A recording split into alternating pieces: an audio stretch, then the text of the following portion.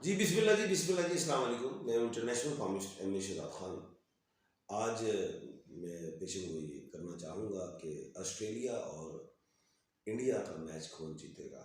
जो कि आपने पहले देखा था, मैंने ये कहा था कि ऑस्ट्रेलिया जो है वो साउथ अफ्रीका से जीत जाएगा, वैसा हुआ। अभी एक बात मैं बताता चलूँ कि 18 अक्टूबर से लेकर 15 नवंबर तक जो है इंडिया के स्टार्स पावर में थे और 15 के बाद उसके स्टार्स पावर में नहीं है। मैच है 19 नवंबर 2023 को इंडिया का जो है ऑस्ट्रेलिया से। अब इंडिया अलिफ से है, ऑस्ट्रेलिया भी अलिफ से है, तो 15 नवंबर के बाद क्यों इंडिया डाउन है। मैंने एक बात की हुई है, पिछले व्लॉग्स वगैरह में भी आपने देखा होगा, मुख्तलिफ निजी चैनल्स पे भी मैंने कहा है कि अलिफ और आइन वाले ममालिक हों या लोग हों, उनको नुकसान होगा। अब अलिफ और आइन में इंग्लैंड है, अमेरिका है, अफगानिस्तान है, ईरान है, इंडिया है, ये हैं, इनमें अप एंड डाउन है, इसराइल है। दूसरी बात जो है वो ये है कि अब ऑस्ट्रेलिया की तारीफ में बात यह है कि सूरज ग्रहण जो था वो 14 अक्टूबर को हुआ था और ये अमेरिका में निकला था। सूरज ग्रहण हुआ था जिसको ग्रेट अमेरिकन एक्लिप्स कहा जाता है। तो जहाँ ही सूरज निकले तो वहाँ पे इसका नुकसान होता है 70 से 80%। और पाकिस्तान, एशिया वाले जो इंडिया और पाकिस्तान को देखें तो यहाँ पे 20 से 25% नुकसान देगा, क्योंकि ये चांद, ये जो सूरज था ये नज़र नहीं आया, इसको खास किस्म के ऐसे से देखा जाता है। ऑस्ट्रेलिया में सूरज ग्रहण नहीं लगा, तो इसलिए ऑस्ट्रेलिया उस लपेट से, सूरज ग्रहण के जो मनहूस असरात थे उसे बचा हुआ है, इसलिए ही वो जीता साउथ अफ्रीका से। और वेस्ट में सूरज ग्रहण था, साउथ अफ्रीका हार गया, ऑस्ट्रेलिया जीत गया। अब आगे हम आते हैं कि नरेंद्र मोदी स्टेडियम नून जो है वो मरीख से है, मोदी सूरत से है, और इंडिया भी मरीख से है और ऑस्ट्रेलिया भी मरीख से है। दोनों को ये स्टेडियम फ़ायदा देता है, सूरज भी मरीख को फ़ायदा देता है। अहमदाबाद जो है वो जगह है, तो उसमें अहमदाबाद को अगर हम देखें तो डबल ए के मालिक हैं, 1/12 है। ये वाला जो स्टेडियम है रंग दिखाएगा और दुनिया देखेगी। जाहिर है अहमदाबाद में फाइनल है तो ऑब्वियसली 1/12 है था, तो दुनिया, ये लास्ट जो मैच है जो हम कह सकते हैं कि वर्ल्ड कप का फाइनल है, उस स्टेडियम में देखा जाएगा और अहमदाबाद स्टेडियम पूरी दुनिया में उसका चर्चा होगा 1/12 की वजह से। दूसरी बात यह है कि मैंने एक हमेशा कहा है कि 1/12 में फाइट्स होती हैं और वो लोग जीतते हैं। अच्छा, इतवार का दिन है, सूरज से रिलेट है, सूरज दोनों टीमों को फायदा देगा। दूसरी बात यह है कि रोहित शर्मा कप्तान है और वो रोहित जो हैं वो तुला राशि से रिलेट हैं, जिसको हम लिब्रा कहते हैं। और मैंने एक बात की थी, मेघ राशि वाले और मथन राशि वाले और तुला राशि वालों के लिए इतना अच्छा नहीं है, तो मैं नहीं समझता कि रोहित शर्मा के लिए अच्छा है।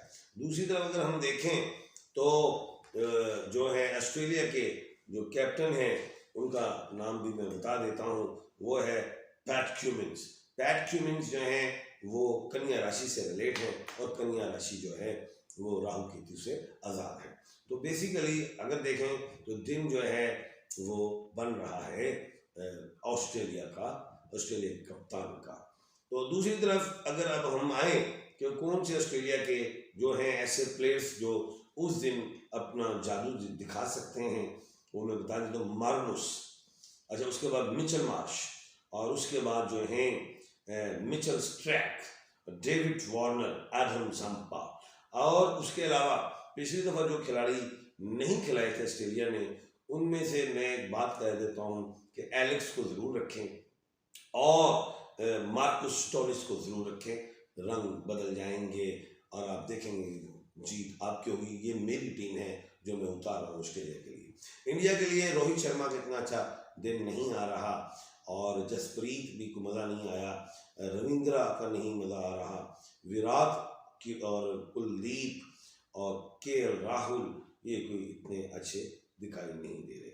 जो बेहतर दिखाई देते हैं इंडिया के वो ईशान किशन अगर वो खेलें, और मुझे लगता है वो खेलेंगे क्योंकि पूरी अपनी भी एस्ट्रोलॉजी करते हैं। अच्छा, शेरियार AR अच्छा रहेंगे। अच्छा, उसके बाद मोहम्मद शामी बेहतर रहेंगे, मोहम्मद सिराज रहेंगे, वो कि उन्होंने पिछली दफ़ा नहीं खिलाया और मैं समझता हूँ अगली दफ़ा ये खिलाएंगे क्योंकि उनका दिन है। अच्छा, उसके बाद जो है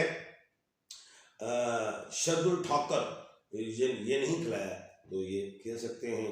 और सूर्या कुमार यादव जो हैं, जिस पे बहुत ज़्यादा भरोसा किया जा रहा होगा, मैं समझता हूँ कि इतने बेहतर दिखाई नहीं देते। खैर, टीम मैंने अनाउंस कर दी है, इंडिया की भी और ऑस्ट्रेलिया की भी, और दोनों चीज़ों को अगर मैं चेक करूँ तो ऑस्ट्रेलिया भारी दिखाई देती है। लेकिन इंडिया में जो कप जो मेज़बान टीम है, उनकी ऐसी हरकत देखी गई, जो टीवी देखता है कैमरे की आंख नोट कर लेती है, और वो ये है कि उसमें अगर हम हार्दिक पांड्या को देखें, बॉल को फूंक मारते हैं, काली मिट्टी, सफ़ेद मिट्टी, चिटी मिट्टी, ये थर्ड अंपायर को देखें, बाहर बॉल जा रही है तो अंदर आ रही है। टॉस अगर रोहित शर्मा का देखें तो हमेशा उन्होंने बाहर फेंका है दायरे से। और अगर हम अंपायर्स की तरफ देखें तो उसमें हमें हमेशा ये दिखाई दिया है कि लोगों के वो टॉस दिखा देते हैं, अंपायर बोल देते हैं, लेकिन दूर से ही जो रोहित शर्मा का जो टॉस होता है वो पहले ही बता दिया जाता है। तो ये बड़े इफ एंड बट हैं। अच्छा, खैर, और सुबह जो कल जो मैच होगा वो डू और डाई पे है। तो खैर, उसके बाद एक बात और भी है, वो ये है कि मैंने पहले भी कहा है कि बांग्लादेश नहीं, बांग्लादेश तो मुसलमान कंट्री है, ये इंडिया की बात करो। इंडिया का जो बंगाल है उधर जादू बड़ा मशहूर है, वो अपनी जादू के हवाले से अपनी गेमें करेंगे। पेशन गोई में ये मुझे नज़र आ रहा है कि उस दिन जो पिच होगी वो स्लो पिच होगी, स्पिन बॉलर्स के लिए वो अहमियत रखती है, वो कि ऑस्ट्रेलिया जो फास्ट को बेहतर समझता है।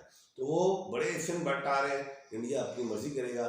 मेज़बान बन के भी वो कहते नहीं है कि इंसान को धोखे से जहर दे देना, तो बात यह है कि वो मेज़बान बन के अपने मेहमानों को जो दुनिया से आए हैं उनको अच्छा सलूक नहीं कर रहा। ग्राउंड्स में बॉल्स के हवाले से, बाउंड्रीज के हवाले से, पिच के हवाले से, पिच में भी अगर गौर करें तो 7 नंबर पिच पे उसने मैच खेलना था, 6 नंबर पिच पे खेला बगैर आईसीसी को इतला दिए बगैर, और ये कह दिया कि ये गुजरात क्रिकेट बोर्ड है उसका है। तो खैर, इस तरह नहीं होता, दुनिया देख रही है। मानता हूँ स्पॉट फिक्सिंग ऊपर के लेवल पे है, क्योंकि मैंने तो साफ बात कर दी है कि कोई गेम जो बाहर जा रही होगी वो विकेटों में अपनी मर्जी से ले आते हैं, क्योंकि चाइना को देखें तो वो हार्डवेयर का बादशाह है, और इंडिया को देखें तो वो सॉफ्टवेयर में कमालात रखता है, तो सॉफ्टवेयर को वो हैंडल कर रहा है बड़े तरीके से।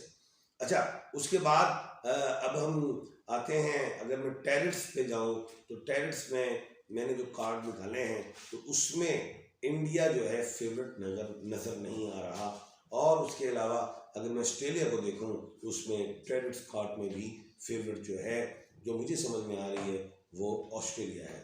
अब ये सारा मैच, जैसे रोहित शर्मा ने कोई मैच में ऐसे करके सेंचुरी करके बाजू उठाई थी, हम ताकतवर है, हम सूरमा हैं, तो मैं एक बात बताता चलूँ कि सूरमा उस सूरत में आप बन सकते हैं अगर आप बगैर जादू के खेलें, और आपने फिर 19 तारीख को जादू के ज़रिए मैच जीतने की कोशिश करनी है। लेकिन आपने ऑस्ट्रेलियन को भी कमज़ोर नहीं समझना, वो कैंगरूज हैं और उनको सोलर एक्लिप्स नहीं लगा।